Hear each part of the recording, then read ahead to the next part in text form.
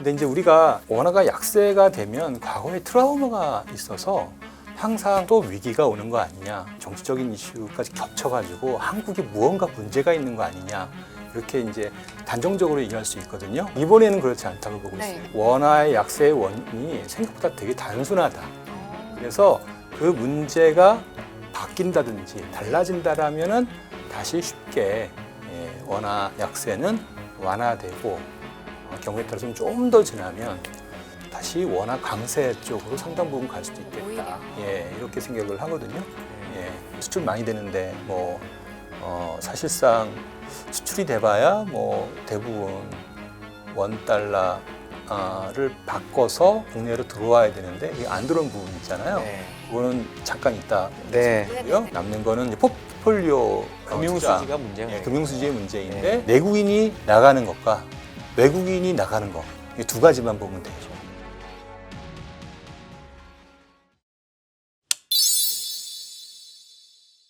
시첫 FOMC였으니까요. 어떻게 보셨는지 좀 총평도 궁금하기도 하고요. 앞에서 너무 잘 설명해 주셔서 제가 과연 뭘 말씀드릴 게 있나, 눈여겨보셨을지, 이렇게. 어떤 부분이 좀 의미심장하게 보이셨는지 이 정도요?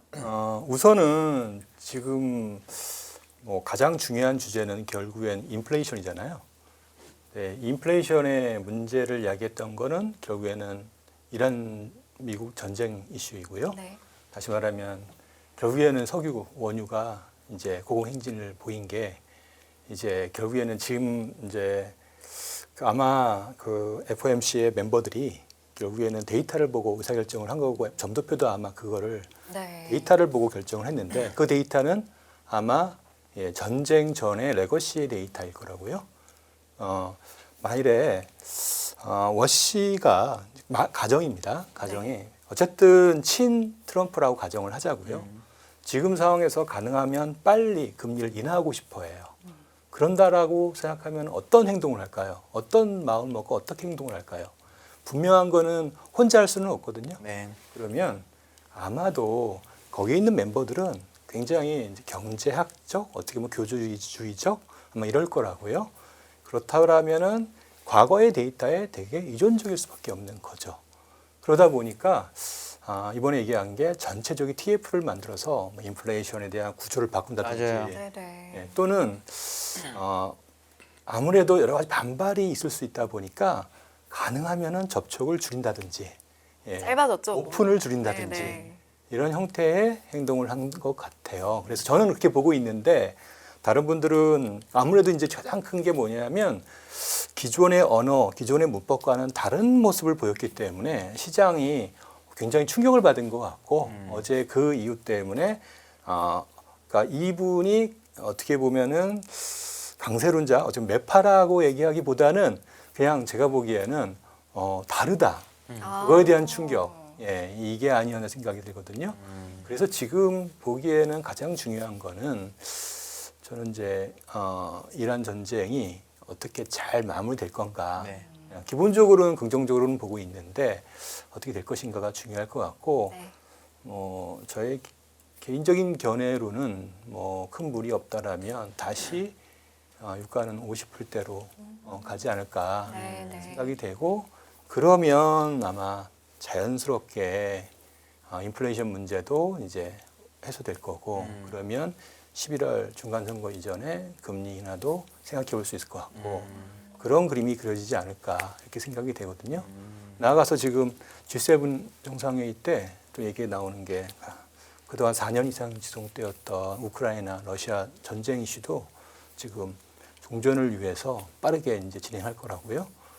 그게 마찬가지로 진행될 것이 될 수 있기 때문에 그게 같이 진행된다라면은 훨씬 더 빨리 유가라든지 전체적인 시장의 여건이 좋아지지 않을까 이렇게 보거든요. 그럼 그런 관점에서 이제 그러면은 지금 막 달러가 강세처럼 보이잖아요.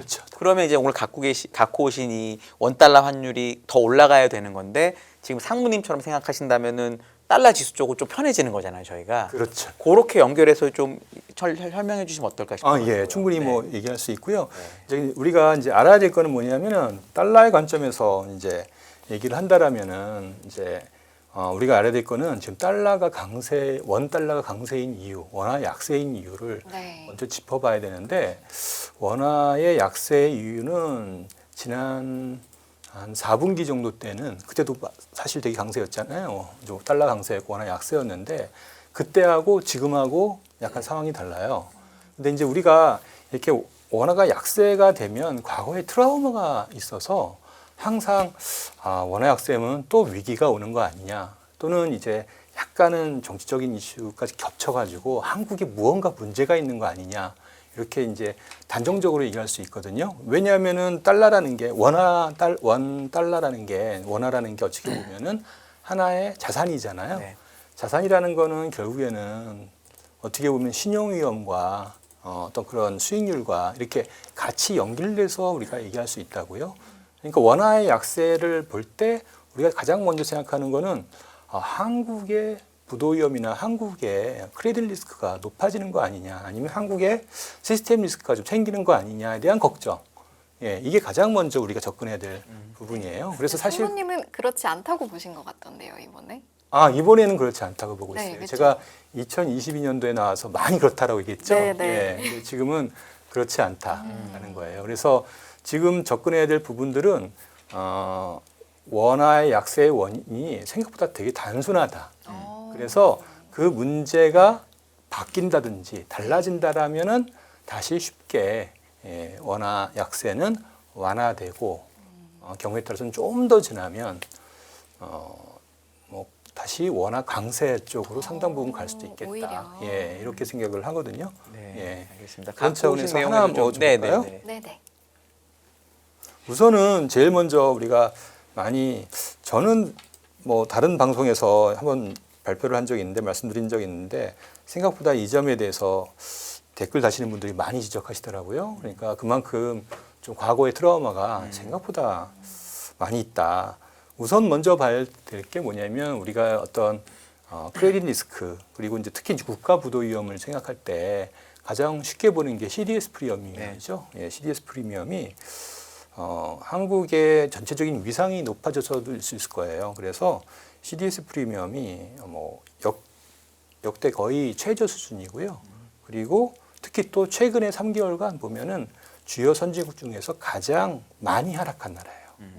그래서 전체적인 크레딧 리스크는 상당히 우리가 좀 걱정을 덜하는 뭐 당연하겠죠. 최근에 우리가 세수도 많고 전체적인 정부 부채도 적고 경상수지도 많이 늘어나고 국가 경쟁력도 굉장히 좋아지고 있는 부분이다 보니까 그게 반영되면서 CDS 프리미엄이 상당히 안정적인 수준을 유지하고 있다. 네. 그 안정적인 수준이 일본, 프랑스, 미국보다 우리가 훨씬 더 낮다. 예, 그런 상황입니다. 알겠습니다. 그렇게 생각하면은 한미 간 금리 차가 역전되는 게 사실 어느 정도는 크레딧 관점에서는 일리가 있는 거죠. 우리나라가 더 안전하니까 금리가 낮아야 된다 이런 그렇죠. 느낌이신 거죠. 예. 그래서 물론 다른 요인도 있지만 그렇죠. 네. 알겠습니다. 그래서 아까 여기 써놓으신 것처럼 한미 간 금리 차 가지고 설명할 수 없다. 그렇죠. 예. 그러니까 원인을 우리가 이제 첫 번째 크레딧 리스크를 얘기했잖아요. 그리고 이제 또 하나 이제 CDS 프리미엄이 설사 이게 이제 낮다 하더라도 우리 내부적으로 크레딧 위험이 높아질 수 있거든요. 최근에 뭐 기업이 지금 법정 관리 신청을 네. 한다든지 이렇게 되면은 전체적으로 이게 한계 기업들이 부도가 확산될 수 있다고요. 이런 부분들은 전체적으로 금융회사의 부실로 연결될 수 있잖아요. 그런 부분들이 결국엔 장기적으로 또 어느 기간 지나서 또 부도 위험을 높여 갈 가능성이 있고 그게 또 이제 원화에 영향을 미칠 수 있다고요. 지금의 구조에서는 사실 경기가 좋아지는 국면에서 금리가 올라가는 과정, 그때 한기 기업이 좀 문제가 되는 전형적인 경기 회복 초기에 나타나는 현상이거든요. 네. 이게 과거처럼 2022년처럼 경기 침체기가 진행되면서 연쇄 부도로 연결되는 그 구조가 아니라는 얘기예요. 네. 그래서 어느 정도의 제한적인 수준에서 그런 현상들이 나타날 가능성이 높다. 따라서 3페이지의 오른쪽 차트를 보시면 네. 과거 2022년 제가 한참 애널리스트 많이 얘기했던 인데요. 2022년 부동산 PF 위기 그때에 비해서 확실히 이제 우리 회사채와 국고채 스프레드 이게 이제 크레딧 스프레드를 말하는 건데 이게 확실히 이제 과거보다는 안정적인 수준을 유지하고 있습니다. 그런 점을 얘기한다라면 이거는 어떤 크레딧 리스크, 이제 부도 위험, 국가 리스크 이거하고는 관계없는 원화의 약세이다라는 거예요. 그 부분을 우리가 체크를 해야 돼요. 네, 그럼 일단은 원화 약세를 그렇게 공포감으로 받아들일 필요는 없다라는 부분을 예. 이제 판단을 해주신 거고, 그럼 그렇죠. 이제 원인 단으로 들어가 보면 그럼 이 원화 약세는 어디서 왔는가? 지난번과는 다르다는 거죠. 네, 그렇죠. 또 하나 우리가 이제 생각해야 될 게 네. 이런 얘기 하면은 당장 얘기 나오는 게 한미한 금리 차가 너무 나기 때문에 네. 당연히 이제 이런 이유로 원화가 약세일 것이다라는 지적이잖아요. 근데 이제 뭐 그것도 맞는 얘기입니다. 일정 수준의 한미한 금리차가 있기 때문에. 근데 이제 우리가 외환 시장에서 보면은 외환 시장은 이제 가장 거래가 많이 되는 외환 시장 내입니다. 가장 많이 거래되는 거는 상품은 뭐냐면 사실은 원달러 수합 시장이 더 많습니다. 네. 그러니까 현물환보다는 오히려 이쪽이 비중이 좀 더 되고요. 그래서 따라서 실제로 원달러 환율의 거래는 수합 형태로, 수합이라는 건 너무 어려우니까 그냥 우리가 달러를 이제 사잖아요. 달러를 원화를 주고 사는 방법도 있고 원화를 담보로, 원화를 담보로 또는 이제 원화 채권을 담보로 하는 경우가 많겠죠. 그래서 IRS하고 CRS하고 같이 해가지고 담보로 달러를 빌리는 그런 형태이거든요. 근데 이제 그거는 이제 반대편에 있는 외국인 입장에서 본다라면 상대적으로 금리차가 발생을 하잖아요. 여기에 이제 수합에 대한 금리차가 발생하니까 예를 들어서 한미 간 금리가 1% 차이가 난다. 그러면 미국인이 들어오면 1% 손해를 보잖아요. 대신 수합 시장에서 1% 이상의 이제 금리를 이제 주는 거죠. 이자 비용을. 그래서 그걸 통해서 이제 메이크업을 하고 경우에 따라서는 보통은 훨씬 더 수합 레이트가 높아서 실질적으로 한 50bp에서 100bp 이상의 마진을 챙기는데 지금은 어떠냐? 그게 균형점에 있어요. 그러다 보니까 단기 채권, 단기 금리차를 가지고 투자하는 외국인들의 비중이 크지 않아요. 그래서 실질적으로 들어오는 게 많지 않고요. 그 다음에 그렇다라면은 남는 거는 뭐냐면은 순수하게 이제 국채 순매수가 있잖아요. 최근 들어서 국채의 순매수는 좀 점진적으로 우리가 외국인들이 사고 있는 상황이에요. 왜 사냐? 특히 이제 최근에 국채 선진국 지수가 편입되면서 4월부터 본격적으로 이제 국내 채권들의 매수가 늘어나고 있고요. 다만 이제 아시다시피 그 미 이란 전쟁 이후에 대표적인 국부 펀드가 사실은 중동의 대부분 있거든요. 한 40%가 지금 중동에 있는데 거기가 지금 지금 석유를 못 팔다 보니까 갖고 있는 국부 채권들을 전부 팔아서 재정에 충당하는 그런 상황이 됐었거든요. 그 요인 때문에 좀 어느 정도 이제 채권을 매도해야 되는 상황이 나타났던 거고요. 그것도 이제 어느 정도 일단락되는 상황이다 보니 채권의 순매수는 지속되고 있고 좀 더 지속될 것 같다. 근데 채권의 순매수 여부는 굉장히 중요한 게 이것 또한 어찌 보면 이제 크레딧과 연결된 부분입니다. 한국의 크레딧이 문제가 있으면 채권은 바로 순매도로 연결되어 있어요. 그래서 우리가 계속 지금 얘기하는 건 뭐냐면 우리 이 채권이든 뭐든 원화 자산을 외국인이 매각하는 거는 이게 한국이 문제 있어서 매각을 하는 건지 단지 수급적인 건지 우리가 봐야 되는데 지금 계속 지적하는 거는 아직까지는 지금 수급적인 거일 가능성이 있다. 펀더멘탈 측면에서 한국의 문제가 있는 요인은 아닌 것 같다. 여기까지는 이렇게 말씀드릴 수 있어요. 자, 그러면 남는 거는 그거예요. 수출 수입 있는데 수출 많이 되는데 사실상 수출이 돼봐야 대부분 원 달러를 바꿔서 국내로 들어와야 되는데 이게 안 들어온 부분이 있잖아요. 그거는 잠깐 있다 말씀드리고요. 빼고 남으면 이제 그거예요. 남는 거는 이제 포트폴리오 금융수지가 문제가 금융수지의 문제인데 내국인이 나가는 것과 외국인이 나가는 거 이 두 가지만 보면 돼요. 내국인이 나가는 게 이제 6페이지에 이제 먼저 보시면 왼쪽입니다. 내국인이 나가는 거는 직접 투자는 이제 기업들이 이제 해외 투자하면서 돈을 빼가는 거고요. 증권 투자는 주로 이제 개인들이 우리가 해외에 뭐 주식을 사거나 해외 채권을 사거나 이런 것들입니다. 보시면 6페이지 왼쪽 차트 한번 볼까요? 보면은 2025년 여기 보면은 이쪽 보면은 4분기, 3분기, 4분기에 엄청나게 개인들이 해외에 자산들을 많이 매입했어요. 네. 그러던 것들이 최근 들어와서 상당히 많이 줄어들었죠. 네. 다행스럽게 이 부분들이 많이 완화되었어요. 뭐 그거는 뭐 다 여러 가지 이유가 있을 텐데 여하튼 이제 이런 부분들이 이제 있었고요. 반면에 이제 그러면 남는 게 외국인 투자자 남잖아요. 그러니까 그 동안에는 외국인 투자자들이 샀다 팔았다 이 정도였는데 보시면 2025년 하반기 이후의 모습을 보면 이거는 일관되게 대량 매도하는 그림들이 나타납니다. 뭐 그 이유는 뭐 잘 아시겠죠. 뭐 저보다 더 잘 아실 테니까 우선은 한국이 나빠서가 아니라 많이 올라서 뭐 리밸런싱하는 이유도 있고요. 최근에는 스페이스 S도 이슈 있었잖아요. 부동산 그래서 그것 때문에 이슈도 있었고요. 또 하나 구프펀드가 뭐 지금 아까 말씀드린 중동을 비롯한 많은 구프펀드가 지금 현금이 부족해서 보유하고 있는 주식들을 대량 매도하는 경우도 있었고요. 이런 것들이 지금 같이 겹쳐서 나타나면서 지금 원화가 약세를 보이고 있습니다. 결국은 무역 수준이 있다 얘기하실 거니까 금융 수지 쪽에서 국내 투자자들이 외국에 사서 문제라고 생각하지만 그거는 최근에 줄어서 그건 원인이 아닌 것 같고 그거는 좀 많이 완화됐어요. 외국인들이 오히려 파는 게 너무 더 많아졌어요. 문제라고 보시는 너무 거죠. 많아졌어요. 그럼 얘네들이 돌아오면 괜찮다 이렇게 봐도 그렇죠. 되는 건가요? 그런 거예요.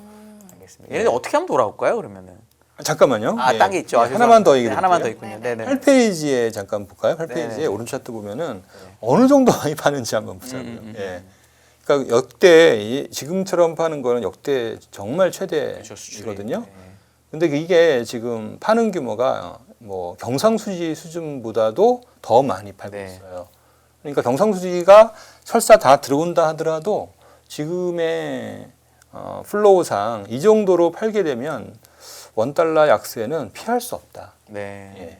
라는 생각이에요. 그래서 이 부분이 결정적인 것 같다. 이렇게 말씀드릴 수 있을 것 같아요. 알겠습니다. 예.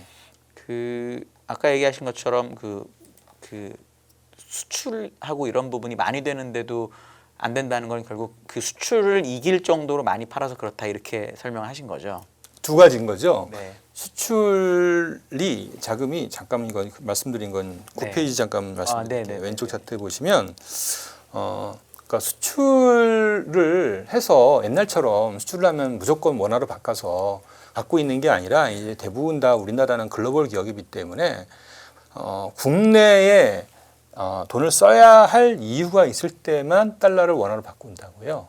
그러면 어느 때 가장 많이 달러를 원화로 바꿀까요? 보통은 수출을 많이 하면 당연히 투자를 많이 한다고요. 설비 투자를 뭐 지식 생산물 투자를 하던 공장을 짓던. 근데 지금 알다시피 그 수출을 주도하는 기업들이 대부분 뭐 하이닉스, 삼성전자 같은 IT 기업인데 이 기업들이 국내에 그러니까 적극적인 설비 투자를 그동안 안 해왔잖아요. 가급적이면은 이제 공급을 어느 정도 컨트롤하면서 가격을 올리는 전략을 취했지 수요에 맞춰서 공급을 제대로 안 늘렸다고요. 그러다 보니까 이게 수출 증가와 설비 투자 증가율이 조금 과거와는 다르게 이제 오히려 거꾸로 역의 관계를 보이는 거예요. 그래서 9페이지 보시면은 이렇게 확연히 보시면 과거에는 확연히 수출과 설비 투자가 같은 모습을 보이잖아요. 네. 같은 방향 그리다가 2024년 이후에 반대 방향으로 가요. 뭐 당연히 그렇게 더군다나 최근 들어서 정부가 그러니까 당연히 이제 한미 간 이제 여러 가지 이제 협정을 통해서 이제 해외 투자를 미국 투자를 좀 많이 좀 추진하고 있잖아요. 그 과정에서 아까 잠깐 보여드렸지만 그 해외 투자가 많이 이제 진행이 되면서 수출 자금이 해외로 가고 국내로 안 들어왔던 부분이 있겠죠. 그 부분이 있고 그 부분 플러스 아까 말씀드렸듯이 뭐 해외 외국인의 주식 매도가 뭐 역대 최고 수준으로 과거에는 정말 볼 수 없었던 이런. 근데 그만큼 우리가 이제 전체적인 체력이 좋다 보니까 그걸 다 받아내는 시장 규모가 되었다 이렇게 보는 게 맞을 것 같아요. 거꾸로 이제 한국이 이제 옛날 같으면 이렇게 주식을 매도하면 주식은 뭐 지금 9천이 아니라 뭐 3천, 4천 뭐 그랬어야 되겠죠. 더 갔어야 했겠죠. 그러면 외국인들은 주식을 못 팔겠죠. 근데 지금 뭐 당연히 올라가는 시장이니 아주 뭐 편하게 지금 팔 수 있었던 거죠. 알겠습니다. 채권 시장 이야기도 한번 해보면 근데 이제 어떨까 싶은데. 그거 하기 전에 네. 하나만 더 하고 얘기 싶은 드릴게요. 말씀 네네. 있으시면 편하게. 그러니까 이제 한 가지 이제 그런 환율 측면에서 앞으로의 이제 전망을 얘기한다라면 아까 얘기했듯이 우리가 봐야 될 게 내국인이 해외로 나가는 거는 어느 정도는 이제 컨트롤이 되는 것 같다. 물론 다시 나가겠지만 예전만큼 이렇게 맹목적으로 뭐 돈이 나가는 거는 어느 정도 이제 아닌 것 같다라는 거. 첫 번째. 그러면은 이제 아까 말씀드렸던 외국인이 이제 주식을 팔고 나가는 부분들 우선은 그 트렌드는 뭐 바꾸기는 어렵지만은 그 아까 얘기했던 매도를 해야 되는 급한 이유들은 어느 정도 줄어든 것 같거든요. 그거는 우리한테 긍정적인 거라 볼 수 있고 여기에 이제 이때부터는 앞으로의 요인은 아마 유가와 연결돼 있을 것 같아요. 그래서 유가 문제가 생각보다 빨리 다시 말하면 이란이 결국에는 이란이 이번에 MOU 맺은 것 중에서 가장 중요한 게 여러 가지 있지만 핵심은 이제 시장 개방이잖아요. 동결 해제잖아요, 다.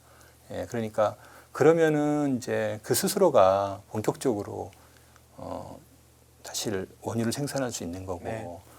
아랍에미리트도 마찬가지로 오펙을 탈퇴했잖아요. 지금 바레인, 카타르, 아랍에미리트 이런 나라들이 전쟁으로 엄청난 피해를 입었는데 이 전후 복구를 위해서 아마 무리하게라도 원유를 생산하려고 할 가능성이 높고 그 과정에서 어느 정도의 뭐 여러 가지 제약 요인이 있지만 뭐 그럼에도 불구하고 저는 이제 이 절실함이 더 중요하다고 보는데 적극적으로 하게 되면은 이런 문제들이 빨리 풀릴 것 같고 그러면 이제 외국인의 주식 매도는 외국인의 주식 매수와 많이 이제 겹쳐지면서 완화될 가능성이 높다. 마지막으로 이제 수출 문제인데 여하튼 정부가 아까 말씀드렸듯이 수출을 해서 그 돈으로 해외에 내보냈잖아요. 해외에 투자를 했단 말이에요. 근데 정부는 더 이상 이제 이거를 놔두면 안 될 거 아니에요. 그래서 적극적으로 하고 있는 게 국내 투자를 유도하는 거고 지방선거 이후에 정부의 정책이 거기에 포인트를 두고 있잖아요. 이미 그런 부분들이 숫자로 나타나기 시작하고 있어요. 9페이지 잠깐 보시면 오른 차트입니다. 이거는 용도별 건축 허가 면적 증가율이에요. 그래서 주거용, 상업용, 공업용 나오는데 공업용 건축 허가 면적 증가율이 전년 동기 대비 39.2%를 기록했어요. 엄청난 증가율이죠. 그러니까 가장 먼저 하는 게 이제 공장 건축 허가를 먼저 해야 설비 투자를 할 거 아니에요. 이게 전년 동기 대비 39.2%가 증가했다는 거예요. 다시 말하면은 이제 국내의 기업들이 본격적으로 이제 설비 투자를 하기 시작한다는 거예요. 그러면은 당연히 해외에 있는 돈을 달러를 원화로 바꿔야 될 수밖에 없어요. 그러면 지금과 같이 지금 수출 기업들이 전부 달러만 갖고 있으면서 사실 어떻게 보면은 뭐 투기의 개념으로 계속 더 이 원화 약세를 향유하는 건데 어느 정도는 끊고 이제 바꿀 가능성이 있지 않을까 생각이 들거든요. 이게 원유 가격 하락과 같이 겹쳐 나타난다라면 생각보다 더 많이 원화 가치가 상승할 수도 있겠다 이렇게 보는 거고 그렇지 않고 뭐 또 왔다 갔다 하잖아요 지금 뭐 제가 보기에는 잘 될 거라고 보는데 혹시 한미 간 또 MOU 하고 나서 또 여러 가지 이제 지지분이질을 하면은 뭐 또 원화 약세는 다시 또 계속될 거고 뭐 이렇게 되지 않을까. 연말 기준으로 어느 정도 환율 혹시? 그거를 제가 뭐 예. 그래도 그냥 아무 전문가 그래도 아닙니다. 그래도. 예. 아무 의미 없고요. 제가 말씀드리지만 지금 저는 개인적으로 굉장히 중요한 변화가 변곡점이 지금이라고 보거든요. 그래서 이란이 개방을 하게 되면 엄청난 변화인 거고요. 그 개방에 그걸 보고 지금 당장 지금 러시아에 연락을 했잖아요. 그래서 러우 전쟁도 그 영향을 받을 거고, 그래서 이게 연결되면은 상당히 큰 변화가 있을 수 있다라고 보여져서 적어도 11월 중간 선거 전에는 다양한 액션들을 트럼프가 취할 가능성이 높기 때문에 좀 그런 거에 이제 어떻게 하냐에 따라 달라지는 거니까 단정적으로 얼마 갈 거냐는 건 좀 의미가 없어 보여요. 네. 알겠습니다. 사실은 채권을 좀 여쭤보려고 했는데 거기에 앞서서 또 예. 질문 드리고 싶은 게 있어서 예. 사실 저희 요즘에 주식시장을 보면 네. 굉장히 반도체로 많이 쏠려 있잖아요. 이제 AI를 키워드로 해서 계속해서 그쪽으로만 쏟아져가는 상황인데 네. 이런 상황이 앞으로 지속될지 이런 전망들은 좀 어떻게 가지고 계신지도 궁금합니다. 근데 그거는 이렇게 봐야 될 것 같아요. 하이닉스 삼성전자는 글로벌 기업이잖아요. 네. 마이크론하고 그냥 같이 가는 거죠. 근데 한국 시장에 삼성전자, 하이닉스, 마이크론 같은 기업이 국내에 2개나 있다 보니, 그리고 이제 관련 업체들이 있다 보니 지수가 많이 오르는 거지. 사실 지수를 다우존스처럼 동등가중치를 했다라면 알다시피 지금 지수가 9천이 아니라 어떻게 보면은 한 5천 정도일 거라고요. 네. 그래서 지금 상황은 생각보다 개인 투자자분들이 굉장히 그런 부분에서 좀 많이 불만을 가지시는 것 같은데 지수만 오르고 내 계좌는 많이 안 오른다. 네. 이런 불만들이 많은데 사실인 것 같아요. 그러니까 이걸 왜 여쭤봤냐면 네. 사실은 9천을 넘어선 것 치고 뭔가 축제 분위기가 아닌 게 이게 워낙 쏠림이기 때문에 네. 이제 특정 말씀하신 것처럼 특정 몇 개의 종목에 의해서 올라간 지수기 때문에 소외된 그런 종목들이 훨씬 많고 소외된 종목을 투자하시는 개인 투자자들이 훨씬 많을 거란 말이죠. 그러면 이제 일단 반도체주는 계속 주도주라고 치고 이렇게 특정 종목에만 쏠려 있는 상태도 지속될 것인가? 그럼 이것도 그렇다고 보시는 거예요? 그러니까 다시 정리하면은 지금 그런 상황이다. 그래서 다시 말하면 지수는 9천이 아니라 5천 정도이다라는 거죠. 실제 네. 그 종목을 몇 종목을 제외하면 제외 나머지 종목들의 지수는 5천이라고 봐야 우리는 시가총액 가중치로 지수를 만드는데 그런 게 아니라 뭐 다우존스라든지 뭐 S&P도 니케이, 그런가요? 아니, 니케이가 그래. 니케이 2호가 예, S&P는 시가총액 가지고 S&P도 가중치를